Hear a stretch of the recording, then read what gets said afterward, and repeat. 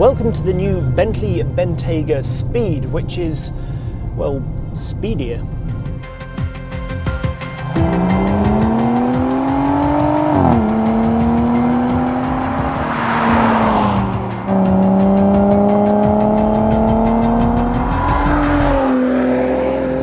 This new ultimate version of the Bentayga now does 190 miles an hour, making it the fastest SUV currently on sale. In fact, the fastest production SUV ever, taking the title away from a Lamborghini Urus by half a mile an hour. Now, the trouble is, it's only 3 miles an hour faster than a normal Bentayga, and in fact it's only 26 brake horsepower more powerful than a normal Bentayga. You don't get any more torque either, the Speed having to make do with the standard car's admittedly ample 664 pounds-foot. And at 3.9 seconds, the 0 to 62 mile an hour time is only a couple of tenths quicker than the standard car. So, 3 miles per hour and a couple of tenths. Doesn't feel like a lot for £20,000. However, there are a couple of other reasons why this Speed version is interesting. For a start, this is probably the one that everyone will buy, as Bentley customers seem to have a penchant for top-of-the-range models. Then there is the fact that this has a new exhaust, which sounds so bombastically fantastic that it almost justifies the extra money on its own.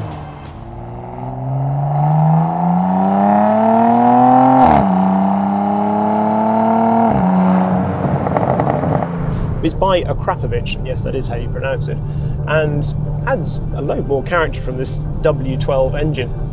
You also get a rear roof spoiler, I should have mentioned that. Crucial, I think you'll agree, to making this look a much more pleasant vehicle.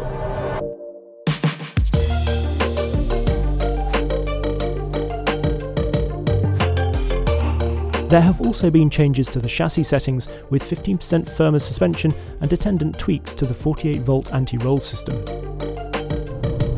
All the dynamic changes actually only happen when you put the car into sport mode, which is when you get the louder exhaust as well. In the corners, it's impressive, but you never have a clue really through the steering what's going on. And I can't say it's something that's particularly enjoyable. It can handle the mass, that 48-volt roll system, but never disguise it. It is marvellously comfortable on the motorway, and it doesn't look too imperious in this shade of grey. However, the interior, while it gets Alcantara for the first time, feels a bit dated next to the Continental GT and Flying Spur. And I don't think this red colour scheme helps matters. Bentley calls it cricket ball. So is there any joy to be had from a Bentayga Speed? Well, yes, in one respect really. That of feeling a huge amount of mass travelling very, very quickly. And the Bentayga Speed can travel very, very quickly.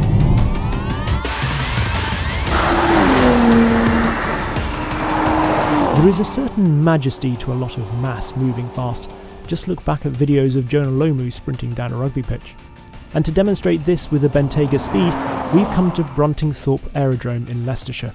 Opened in 1942, it was initially used by the RAF during the Second World War. Control was then passed to the US Air Force, which used it as a base for B-47 Stratojet nuclear bombers in the Cold War. This is when the runway was widened and almost doubled in length to a monstrous 3,000 metres or 1.8 miles. After the US Air Force left in the mid-60s, the site was sold off. It was bought in the 70s by Chrysler before being sold to the current owners, the Walton family, about 10 years later. I've been coming here for years and you see all sorts of car tests taking place here, but the actual location is not pretty, but it's an amazing place to spend time. Apart from the else, there are some extraordinary aircraft here. The Cold War Jets collection has its home at Bruntingthorpe, and there is everything from a mighty Nimrod to a Buccaneer to a Canberra to a VC-10.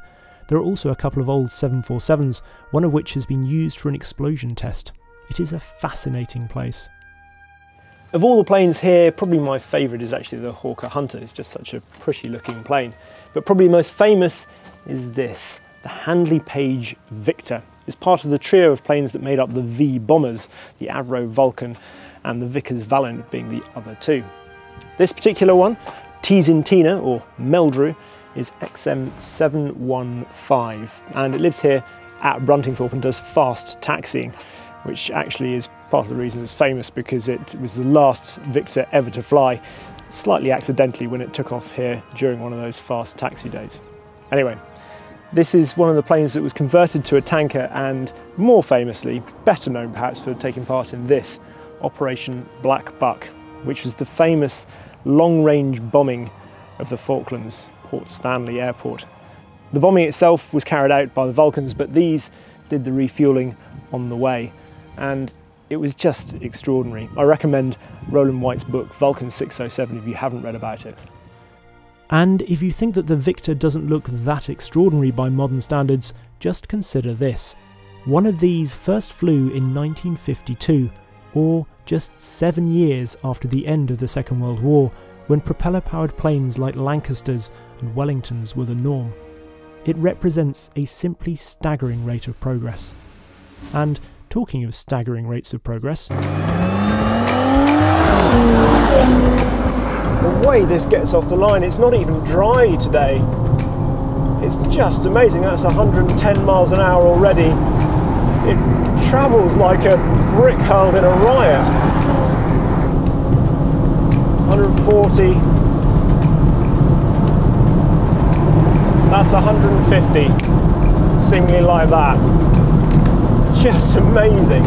That's 160. I'm going to brake. We no longer have the full length of this extraordinary Cold War runway, but there's enough of it. The other thing that's worth mentioning is that for a car that weighs 2.5 tons, you need a pretty impressive set of brakes, and thankfully this has some very big ones.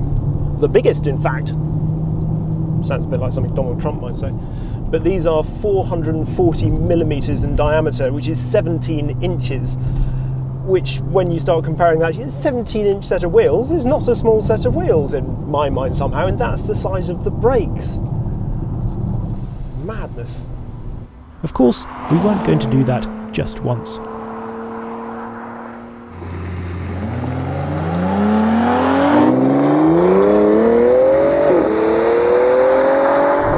So impressive being in something this big and being this high up. In fact, with all that mass moving so fast, it's almost possible to imagine that you are in some sort of large aircraft, which is not entirely inappropriate, given that W.O. Bentley did design 2 rotary aircraft engines during the First World War. And of course there is the famous Flying Bee badge on the bonnet. Perhaps if you just pulled back on the steering wheel. And take off.